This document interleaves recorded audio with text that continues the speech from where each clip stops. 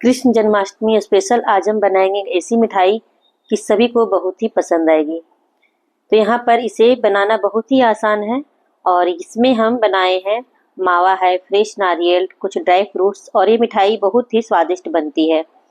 तो इसे बनाने के लिए हमें लेना है यहाँ पर फ्रेश नारियल और ये नारियल को हम अच्छे से छील लिए हैं। फ्रेश नारियल है, छीलकर कट कर लिए हैं और इसे अब हम पीस लेंगे और इसको पीसकर फाइन तैयार कर लेंगे।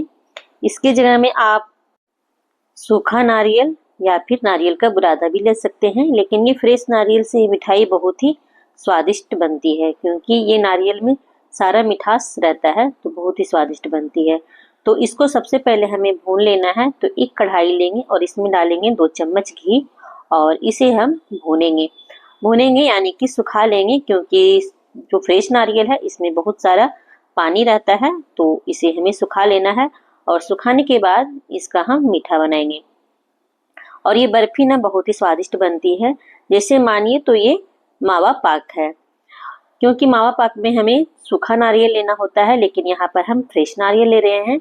बहुत ही स्वादिष्ट बनती है, ये अलग तरह की मिठाई बन जाती है। इस तरह से बहुत ही स्वादिष्ट बनती है। तो यहाँ पर हमें लेना है पहले ड्राई फ्रूट्स। तो यहाँ पर आप अपने मनपसंद के ड्राई फ्रूट्स ले सकते हैं और अब हम ड्राई फ्रूट्स को कट कर लेंगे। जैसे यहाँ पर काजू है, बादाम है, इसे हम बारीकी कट कर लिए हैं, ज़्यादा छोटा कट नहीं किए हैं, थोड़ा बड़ा बड़ा पीसेस में ही है। अब यहाँ पर हम ले रहे हैं गोंद और ये गोंद को भी हम डालेंगे ये मिठाई में।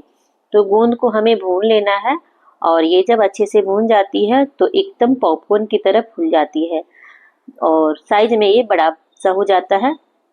बहुत ही अच्छी लगती है ये जब कोई मिठाई में आप डालते हैं तो यहाँ पर ये अच्छे से भून गई है। इसे हम निकाल लेते हैं और वापस से इसी पैन में घी डालते हैं और जो ड्राई फ्रूट्स हम कट करके रखे थे उसे हम भून लेते हैं। तो सबसे पहले हम यहाँ पर बादाम को भूनेंगे, क्योंकि बादाम थोड़ा टाइम लेता है भूनने के लिए। अब इसमें हम डालेंगे काजू और काजू को भी हम मिक्स करके भून लेंगे और इसमें हम कुछ और भी ड्राई फ्रूट्स डालेंगे। तो जैसे अभी हम यहाँ पर डालेंगे मगज के दाने।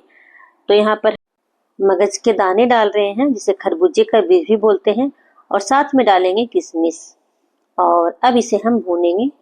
इसको ज़्यादा टाइम नहीं लेता है भूनने में, तो ये फटाफट से भून जाती है।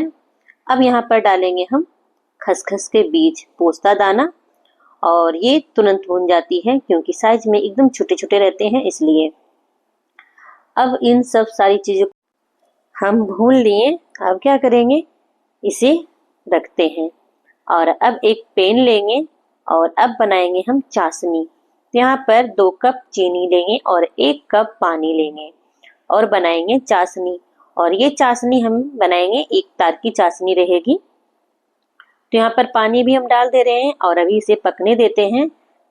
तब तक हम जो गोंद भून कर रखे थे उसे क्रश कर लेते हैं। तो यहाँ पर पाग हो रही है, अब क्रश कर लेते हैं गोंद को और ये गोंद को हम ग्लास से क्रश करेंगे ताकि एकदम पूरा बारीकी ना हो, दरदरी रहे।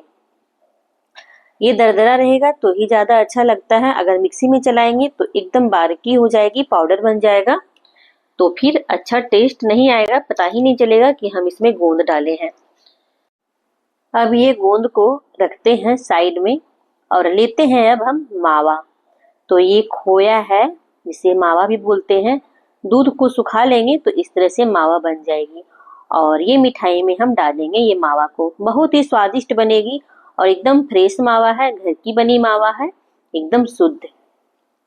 अब यहाँ पर चाशनी भी हो गई है और बनाएंगे अब हम मिठाई। तो चाशनी को आप देख लीजिए कि कैसा रहता है। तो ये चाशनी 1 तार की चाशनी रहती है। इस तरह से चाशनी डालेंगे, मतलब इस तरह से चाशनी बनाएंगे और इसमें जो हम नारियल को भून कर रखे थे वो इस चाशनी में डाल देंगे और साथ में डालेंगे हम खोया, जो मावा, जो दूध को हम सुखा लिए थे, पहले ही हम सुखाए थे ये दूध को और मावा बनाए थे। चाहे तो आप मार्केट का भी मावा यूज कर सकते हैं, उससे भी बहुत ही अच्छी मिठाई बनती है।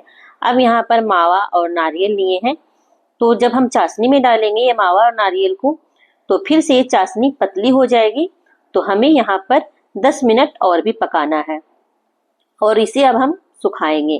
तो यहाँ पर जो ड्राई फ्रूट्स थे वो डाल दिए हैं सारा और साथ में हम डाले हैं इलायची का पाउडर और अब इसे हमें लगातार चलाते रहना है और अब इसे हमें सुखा लेना है। जब सुखाएंगे तभी ये मिठाई बहुत ही अच्छी और ये मिठाई का टेस्ट बहुत ही अच्छा आएगा, क्योंकि इसमें हम फ्रेश नारियल और यहाँ पर हम मावा भी डाले हैं, मेवे भी डाले हैं। सारी चीज जो डाले हैं, सारी चीज बहुत ही टेस्टी है। सारी चीज को मिक्स भी कर लिए हैं और इसे हमें बहुत देर तक सुखाना है, मतलब ज्यादा नहीं, 15 मिनट के लिए हमें सुखाना है। जब अच्छे से सूख जाएगी तभी ये मिठाई बनेगी। पेशेंस का काम है। यहाँ पर सारी चीजें अच्छे से सूख रही है, अब हाथ में नहीं चिपक रही है, तो ये बर्फी बनने के लिए एकदम परफेक्ट है।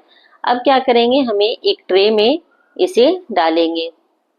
इसमें अच्छे से घी लगा लें पहले, उसके बाद ये मिश्रण को डाल दें। पहले ट्रे में अच्छे से घी लगा लीजिएगा, यहाँ हम लगाते हुए नहीं दिखाए हैं। अब इसे अच्छे से फैला देंगे इसी तरह से, और ऊपर से हम कुछ ड्राई फ्रूट्स वगैरह भी लगा दिए हैं ताकि देखने में ज़्यादा अच्छी लगे। आप अपने मन पसंद के ड्राई फ्रूट्स ऊपर में लगा सकते हैं। और जब ठंडा होगा तो इसी तरह से कट कर लेंगे, थोड़ा ठंडा में ही कट करें। और ये हमारी मिठाई बनकर तैयार है। बहुत ही स्वादिष्ट बनी है और अभी फेस्टिवल भी है, तो ये बर्फी जरूर से ट्राई करें। और ये बर्फी पूरी तरह से मेवे पाक की तरह बनी है। इसमें हम मावा भी डाले हैं और फ्रेश नारियल, जिससे जो बर्फी बहुत ही स्वादिष्ट बनी है।